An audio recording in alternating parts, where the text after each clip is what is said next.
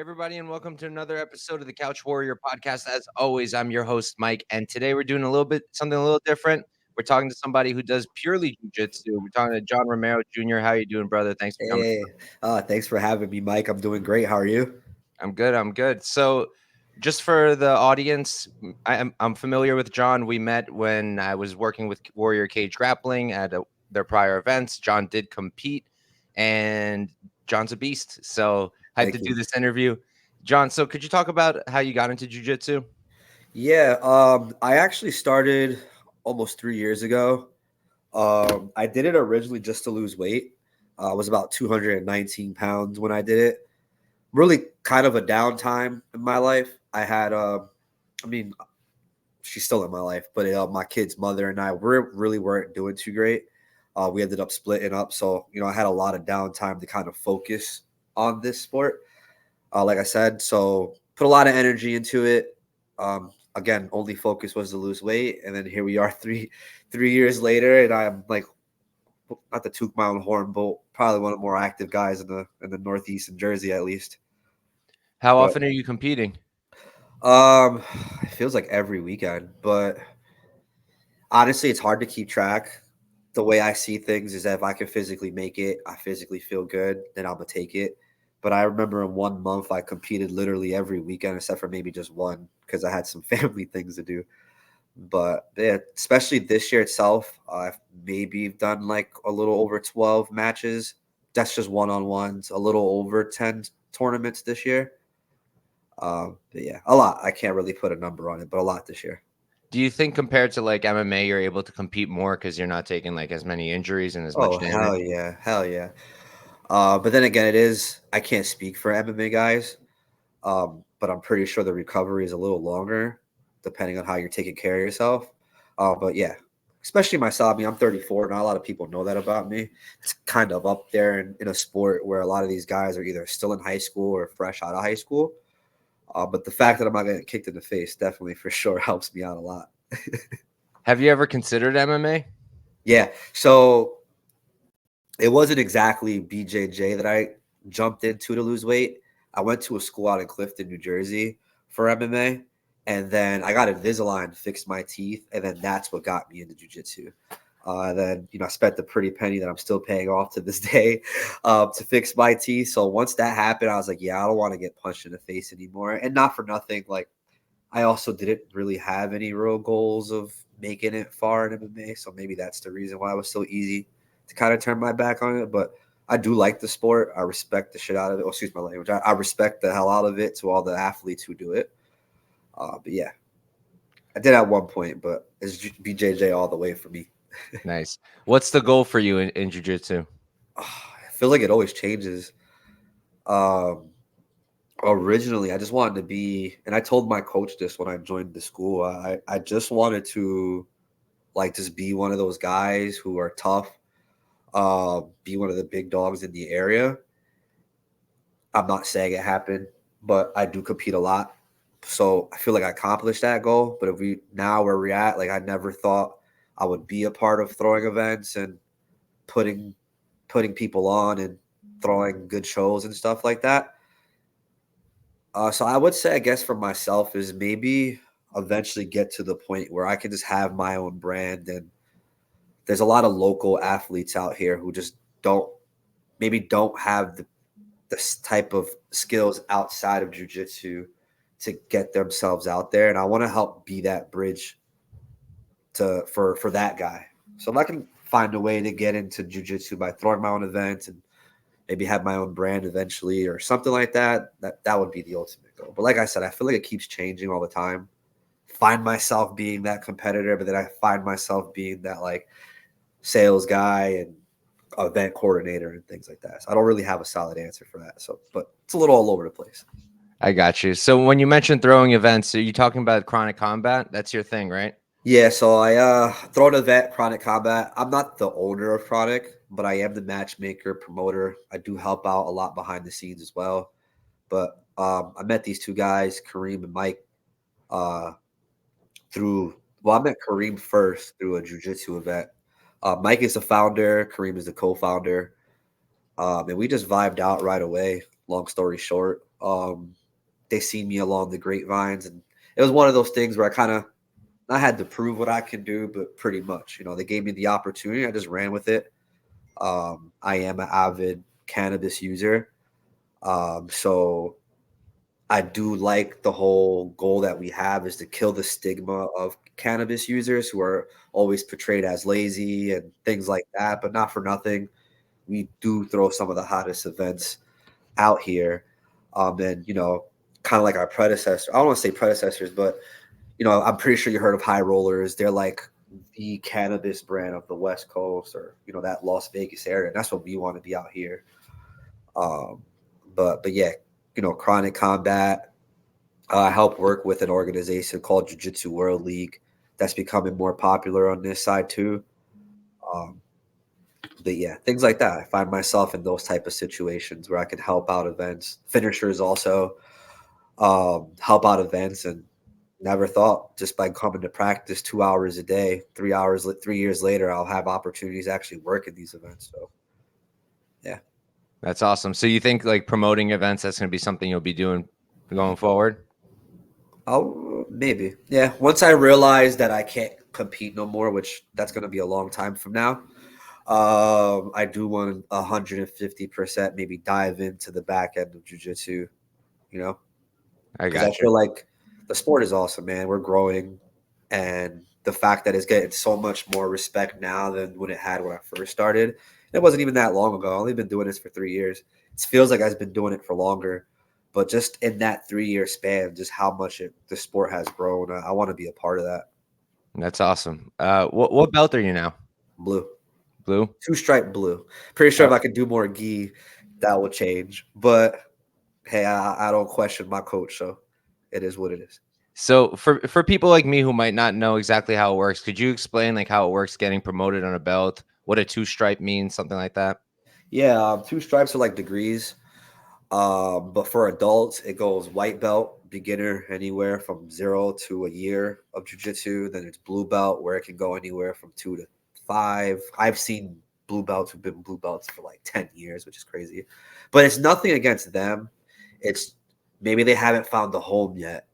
A lot of these senseis, people like to talk about McDojos, but there are senseis who are traditional to the sport who do want you to go through the process of doing no gi and doing gi. Because at the end of the day, and I'm still learning this even now, I need to separate the sport from the martial art sometimes.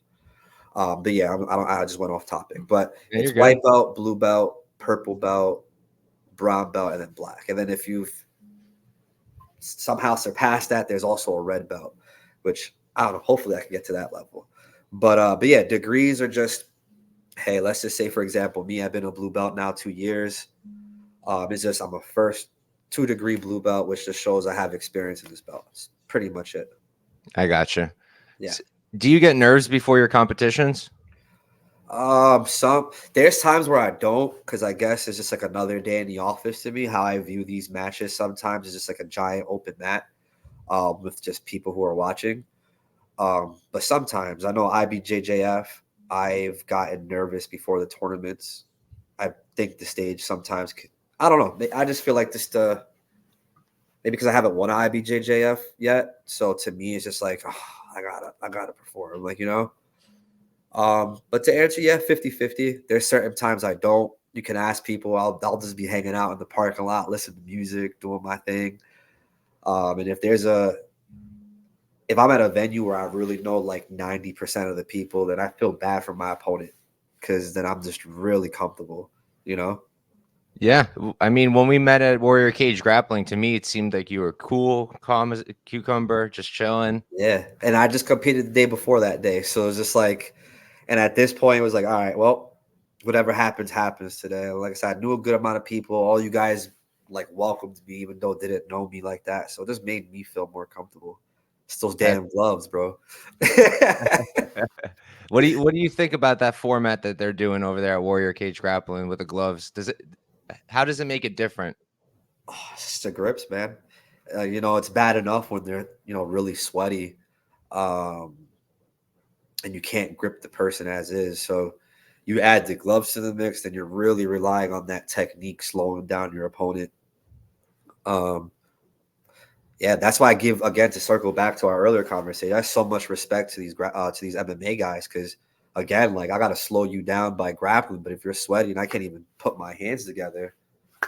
So Mm. I think it's cool. It's a cool little challenge. I think what jujitsu guys are doing, which I love, is even us at Chronic Combat. We're playing around with it a bit, switching up the rules, switching up like the format, and I like it. That's how the sport grows. You throw something against the wall and see what sticks, and it seems to be working for them. Hell yeah. So like you mentioned, you have Chronic Combat going on. You're competing pretty much almost every single week. You got all this. I saw on your Instagram. You got a ton going on. How do you balance everything? I'm blessed to have probably the most hands down supportive woman in my life. She's not here; she's at work right now. But yeah, my girl keeps me afloat a lot, and there's times where I do feel overwhelmed. Like I have two kids too, two daughters. One's in about to be she's in middle school, and the other one's 6, so she's in first grade. I feel like that part keeps me level. And then just having someone like my girl who can be in my ear telling me, "Hey, babe, like you're gonna be all right, even if you're overwhelmed. Like we got you." So I think that's just what it is. A good support system. Sometimes I have teammates, even teachers from other schools who I don't even go there full time. I may help out here and there, but it's just I do have a good amount of support, and it just keeps me going. Yeah, yeah, for sure. That makes a lot of sense. Are your daughters? Have they tried jujitsu? Yeah, so my oldest can't because she has a pacemaker, but my 6-year-old every so often does. She's in cheerleading right now, so that has the majority of her focus. But she did gi every so often at my school. Once we could figure out a concrete schedule, my daughter already likes it. Just kind of figuring out how to get her there. Yeah, that's awesome. I asked because I have a younger sister. When she was like 11, she started competing in jujitsu, and I remember we went to her first tournament, and she's like kind of getting her butt kicked, and she's on bottom, and she pulls off like she starts going for a kimura and gets on top, and she's like pushing it, and we're just losing it, going crazy in the middle of this kids tournament. That's sick. Yeah, I hope to get her to that point where she wants to compete because she does go to a lot of my competitions. There's times where like, hey, my kid's mother's working. Hey, you got to do what you got to do. Luckily, I'm blessed. Like I said, my daughter likes seeing daddy kick ass. Um, yeah, I obviously don't want her to get hurt, but she's a Romero. She's tough. We'll figure it out. We just got to get her in there. Hell yeah. So I wanted to ask, I was on your Tapology page earlier, just checking it out. You did some combat jujitsu, right? No, never.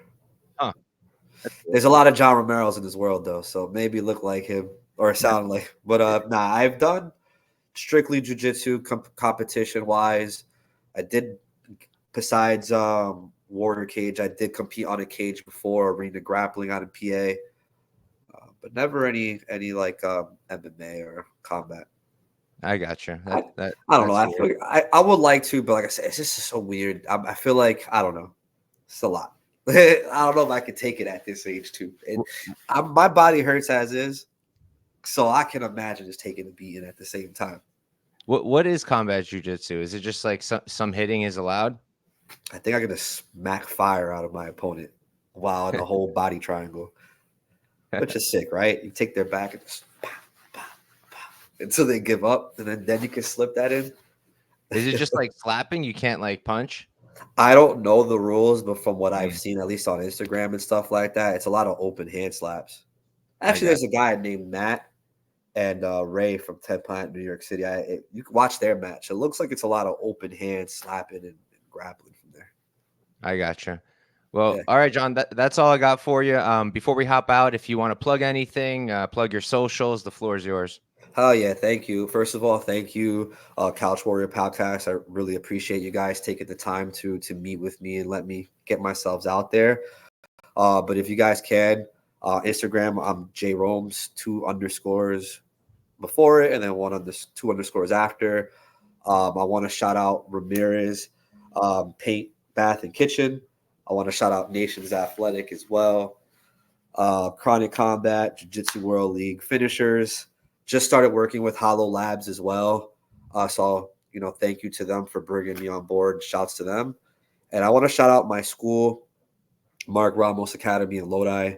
Really, without them, they kick my ass every day. Without them, I really wouldn't be in this position.